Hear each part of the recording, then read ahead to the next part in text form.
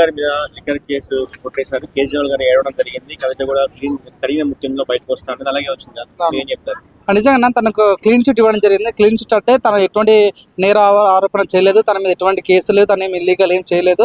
తను చాలా clean sheet కడిగిన ముత్యంలాగా తను బయటకు రావడం జరిగింది. సో తనకి ఒక మంచి శుభవార్త అనుకోవచ్చు. ఎందుకంటే తను ఈ మధ్యలో పార్టీ పెడతా అన్నట్టుగా పేరు వస్తుంది, సో పార్టీ పెట్టబోతుంది అన్నట్టుగా. సో ఇదే టైంలో తనకి ఇట్లాంటి కోర్టు నుంచి క్లీన్ షీట్ రావడం అన్నది అద్భుతం. సో ఇట్లాంటి టైంలో రాజకీయాలకు చాలా సింపుల్గా ప్రజల్లోకి వెళ్ళిపోవచ్చు అన్నమాట. ఒక నెగిటివ్ ముద్ర లేకుండా అపోజిషన్ ఏం చేస్తారంటే ఏదో ఒకటి లిక్కర్ రాని అని అది ఇది అని అంటుంటారు. కానీ ఈ టైంలో కరెక్ట్ తన అంటే క్లీన్ షీట్ రావడం చాలా బాగా అనిపించింది. సో మేబీ తనకైతే ఇప్పుడు రాజకీయాల్లో ఎటువంటి ఇబ్బంది లేకుండా సాఫీగా వెళ్ళిపోయే ఛాన్స్ ఉంది. ఎటువంటి నేరాపణ లేవు కాబట్టి అద్భుతంగా వెళ్ళే ఛాన్స్ ఉంది కాబట్టి. సో గతంలో కేసీఆర్ ఒక మాట అన్నారన్న, ఇది చాలామంది కొన్ని అపోజిషన్ పార్టీ వాళ్ళు చేస్తున్న కుట్ర, ఇది రాజకీయాల భాగంగా జరుగుతున్న కుట్ర ఇది. సో మా కుటుంబం కానీ మేము ఎప్పుడు తప్పులు చేయలేదు అంటే అప్పుడు వాళ్ళు అధికారం ఉండే కాబట్టి కొంతమంది నమ్మలేరు, నిజంగా ఉండొచ్చేమో అన్న ఫీలింగ్ ఉండే. కానీ ఇప్పుడు కేసీఆర్ అధికారం లేరు, అయినప్పటికీ కూడా ఆ వీడియో చూస్తుంటే అరే నిజమే కదా, వాళ్ళ ఫ్యామిలీ మరి తప్పులు చేయలేదు కదా, ఎప్పుడు చూసినా తెలంగాణ కోసం పోరాటం చేసే తప్ప అని ఎటువంటి స్కామ్లు చేయలేదు కదా అన్న ఫీలింగ్ అయితే నిన్న ప్రతి ఒక్కరు కూడా అనిపించింది. కవిత గారికి అయితే wish all the best madam. మీరు చిన్న ఎక్కడ చిన్న ఇష్యూలు జరిగిన వాళ్ళు వెళ్తున్నారు. రీసెంట్గా నగర్ కర్నూలులో ఒక పాపది ఇష్యూ అయింది, దాని గురించి ఏ మీడియా మాట్లాడతారు, ఎవరు కూడా పట్టించుకోవట్లేదు. కానీ కవిత వెళ్ళి అక్కడ టేక్ ఓవర్ చేయడం చాలా బాగా అనిపించింది.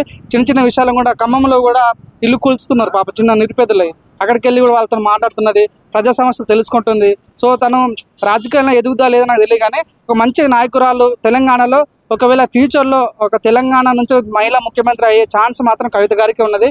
వేరే తెలంగాణలో ఏ మహిళకు కూడా లేదు. సో రాజకీయంగా చాలామంది ఉన్నారు అంటే సీఎం అవ్వడం, కానీ ఒక మహిళగా మాత్రం కవితకి అయితే మంచి స్కోప్ ఉంది. సో ఇట్లాగే ముందుకెళ్తే బాగుంటుంది. సో ఏదన్నా మేబీ మళ్ళీ పార్టీ పెట్టకపోయినా బీఆర్ఎస్కి వస్తే మంచి హోదా ఉంటుంది తనకి. చాలా మంది కూడా తను అభిమానిస్తారు కాబట్టి తను మళ్ళీ బీఆర్ఎస్కి వస్తే బాగుంటుంది, వేరే పార్టీలో కూడా బాగుంటుంది. కానీ తనకు మంచి రాజకీయ నాయకులని నిన్న వచ్చిన క్లీన్ షీట్ ద్వారా అర్థమైంది. అంటే లిక్కర్ స్కామ్ వల్లనే బీఆర్ఎస్ పార్టీ ఓడిపోయిన ప్రధాన కారణం అదే అన్నట్టుగా చాలా మంది ఆరోపిస్తున్నారు. మీరేం చెప్తారు? నేను ఆరోపించదు కాదు, మీరు కూడా ఆరోపించు కదా. ఏకంగా నేను కేటీఆర్ ట్వీట్ చేసిండు క్లీన్ షీట్ ఆగానే అంటే లిక్కర్ కేసు వల్లనే మేము బీఆర్ఎస్ అనే పార్టీ ఓడిపోవడం జరిగిందని కేటీఆర్ ట్వీట్ పెట్టాను. నెక్స్ట్ సెకండే కవిత ట్వీట్ పెట్టింది, నా వల్ల మీరు ఏం ఓడిపోలేరు, మీకే నెగిటివ్ ఉంటున్నదని. సో మళ్ళీ వాళ్ళు అన్న చెల్లెలు కొట్లాడుతున్నారు. సో వద్దు, అయింది అయిపోయింది. క్లీన్ చిట్ రావడం వల్ల బీఆర్ఎస్ పార్టీ వాళ్ళు ఎవరైనా నిరాశగా లోనయ్యారని లేదు, బీఆర్ఎస్ కూడా మంచి ఛాన్స్ ఇది యాక్చువల్గా.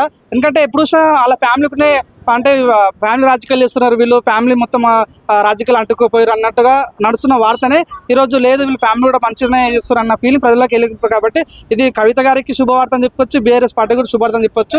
ఇదే టైంలో కాంగ్రెస్ గుర్తు నెగిటివిటీ ఉంది, ప్రజలలో ఆదరణ తగ్గుతుంది.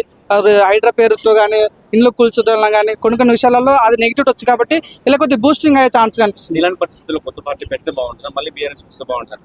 నా పాయింట్ ఆఫ్ వ్యూ అన్న, నాకైతే కవిత గారిని నేను కేసీఆర్ కూతురులాగా చూస్తా. కానీ నాకు వ్యక్తిగతంగా తను ఓకే, రాజకీయ నాయకులు ఓకే, కానీ తను ఇంకా మంచి స్థాయిలో ఉండాలి, అతి తక్కువ టైం తను అనుకున్న నెరవేరాలంటే మాత్రం బీఆర్ఎస్ రావాల్సిందే. సొంత పార్టీ పెడితే కష్టం అన్న. చాలా మంది కూడా షర్మిలక్క వచ్చి తెలంగాణలో ఏదో చేద్దాం అనుకున్నారు, కాంగ్రెస్లోకి వెళ్ళిపోయారు. చాలా మంది ఈవెంట్స్ చేస్తారు, చిరంజీవి గారు కానీ ఎంతో మంది కూడా ఏదో చేద్దామని చాలా మంది పార్టీలు పెడుతున్నారు. ఇప్పుడు కేఏపల్ పార్టీ ఉంది పాపం, ఆయన పార్టీ చాలా మంచి ఆలోచన తనకి, కానీ ఏం చేయలేకపోతున్నాడు. కొత్త పార్టీలకి తెలంగాణ స్కోప్ లేదు కాబట్టి ఉన్న పార్టీలను ఇంకా మంచిగా పోరాడితే మాత్రం అద్భుతంగా ముందుకు రాణిస్తారని నమ్మకం నాకు ఉందన్న. డిపాజిట్లో నాకు తెలియదు, కానీ తనకైతే మంచి హోదా ఉంది, ప్రజలలో ఆదరణ ఉంది. చూసాం కానీ మొన్న ఎమ్మెల్సీలు అంటేనే వాళ్ళ పార్టీ నుంచి కంటెస్ట్ చేస్తే ఎంతోమంది గెలిచారు కదా. సో అక్కడ తన గెలుపు స్టార్ట్ అయిందని చెప్తాను. అర్థం కాలే, అంతమంది గెలిచింది కదా, నిజామాబాద్ నుంచి గెలిచింది కదా, గెలిచింది కదా. బీఆర్ఎస్ పార్టీ తరఫు నుంచి వీళ్ళు ఆహ్వానిస్తారా, ఎట్లా ఉండబోతుంది అన్న? కూతురు అన్న, ఎంత కాదన్న కేసీఆర్ కూతురు తను. ఎంత ఫ్యామిలీ గొడవలు ఉన్నా కూడా ఒక మాట సారీ చెప్పినా ఏదో చెప్పినా కూడా అయిపోతుంది. వాళ్ళకి అవసరం లేదు పెద్దగా క్షమాపణలు, మీడియా ముందుకు క్షమాపణలు చెప్పాల్సిన అవసరం లేదు. వాళ్ళ ఫ్యామిలీతో మాట్లాడుకుంటే క్లియర్ అయిపోయే అది చిన్న ఇష్యూ. అది వాళ్ళు మాట్లాడుకుంటే 100% బీఆర్ఎస్ కంటిన్యూ కావాలని.